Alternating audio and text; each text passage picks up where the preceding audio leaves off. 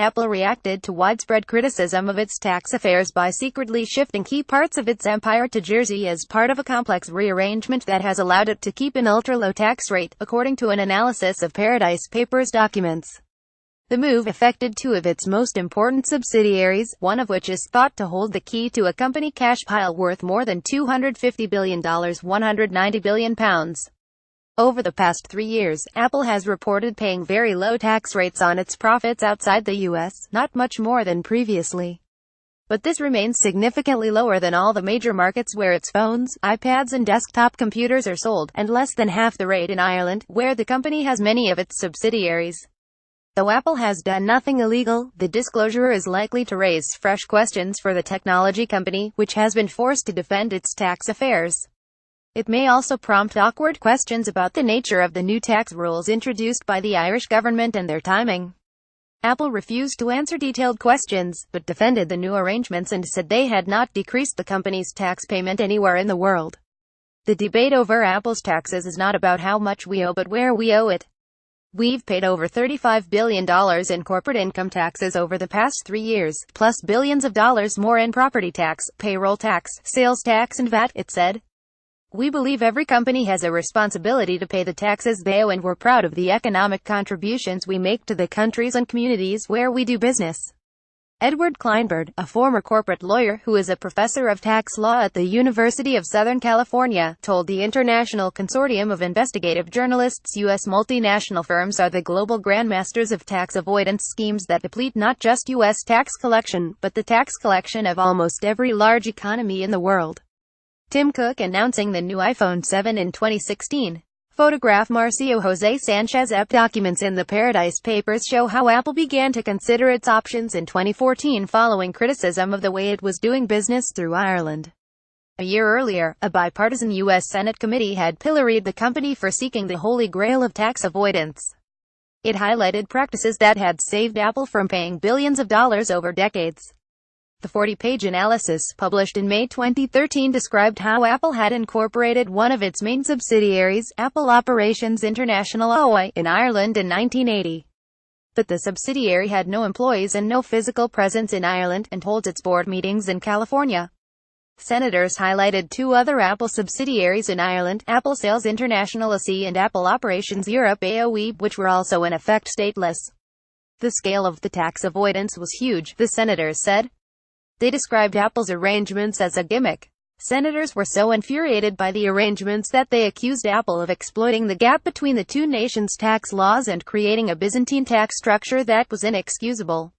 One of the report's authors, the Democratic Senator Carl Levin, said Apple had created offshore entities holding tens of billions of dollars while claiming to be tax resident nowhere.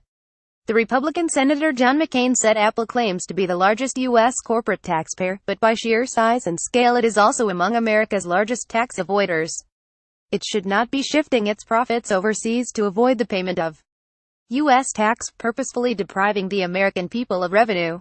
Senator John McCain. Photograph Aaron P BernsteinReuters In the months that followed the publication of the report, and with the European Commission also starting to scrutinize Apple's tax arrangements, Ireland came under pressure to change its tax rules and new proposals were announced in October 2013.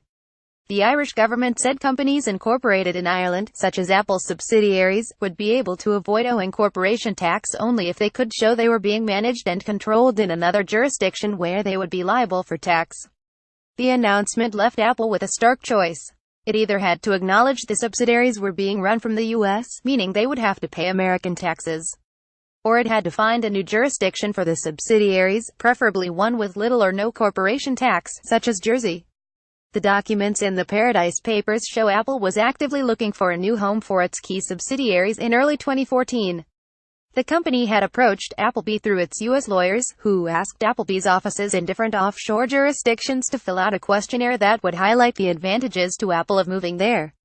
In a letter from the lawyers on the 20th of March 2014, Appleby was asked to provide assistance with and coordination of a multi-jurisdictional project involving the British Virgin Islands, BVI, Cayman, Guernsey, Isle of Man and Jersey. If your proposal is cost-effective, then we will ask you to handle the entire project. 68 minutes later, a senior Appleby executive sent an email to other partners expressing excitement that Apple had made the approach and encouraging a swift and positive response. This is a tremendous opportunity for us to shine on a global basis. Please could you consider the questionnaire and provide your best fee proposal for your jurisdiction. I would ask that you embrace this opportunity to build a closer relationship with their prestigious client, the email said.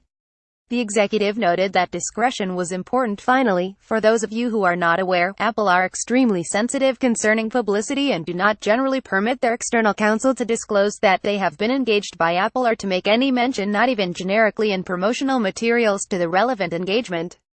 4 days later, Appleby partners exchanged further emails in which they spoke of having impressed Apple's lawyers, who had added Bermuda to its list of potential new jurisdictions, another territory where Appleby had a base.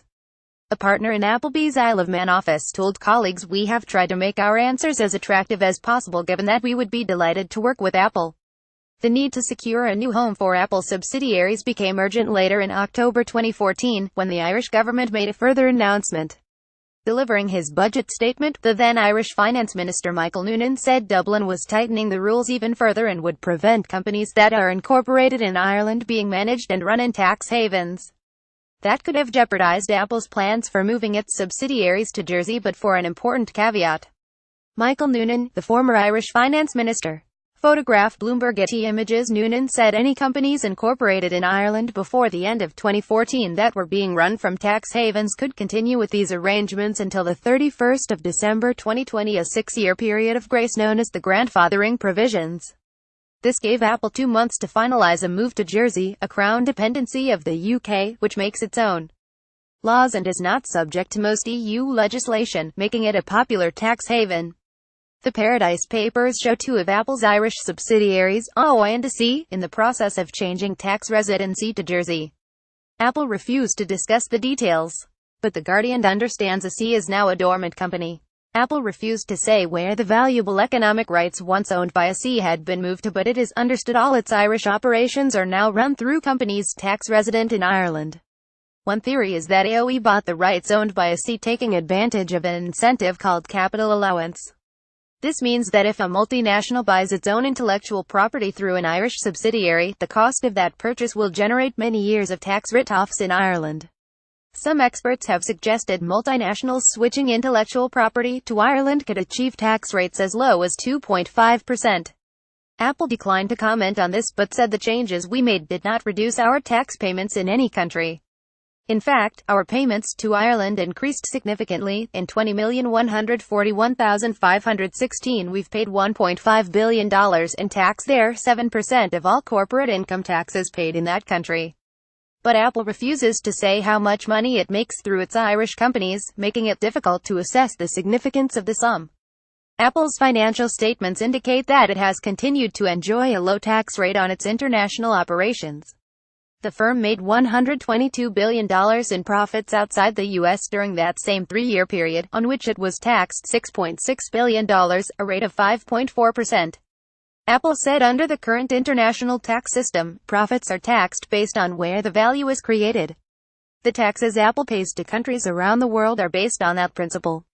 The vast majority of the value in our products is indisputably created in the United States, where we do our design, development, engineering work and much more, so the majority of our taxes are owed to the U.S. When Ireland changed its tax laws in 2015, we complied by changing the residency of our Irish subsidiaries, and we informed Ireland, the European Commission and the United States. The changes we made did not reduce our tax payments in any country. An Apple logo on hoarding boards outside the company's campus in Cork, Ireland. Photographed Bloomberg via Getty Images. We understand that some would like to change the tax system so multinationals' taxes are spread differently across the countries where they operate, and we know that reasonable people can have different views about how this should work in the future. At Apple, we follow the laws, and if the system changes we will comply. We strongly support efforts from the global community toward comprehensive international tax reform and a far simpler system, and we will continue to advocate for that. The company has repeatedly defended its tax affairs over the years. Its chief executive, Tim Cook, told the U.S. Senate committee that Apple paid all the taxes it owed and complied with both the laws and the spirit of the laws. The company has also condemned attempts by the European Commission to get it to pay a record $14.5 billion in unpaid taxes. The finding is wrong-headed, Cook told the Irish broadcaster Root. It's not true. There wasn't a special deal between Ireland and Apple. When you're accused of doing something that is so foreign to your values, it brings out outrage in you.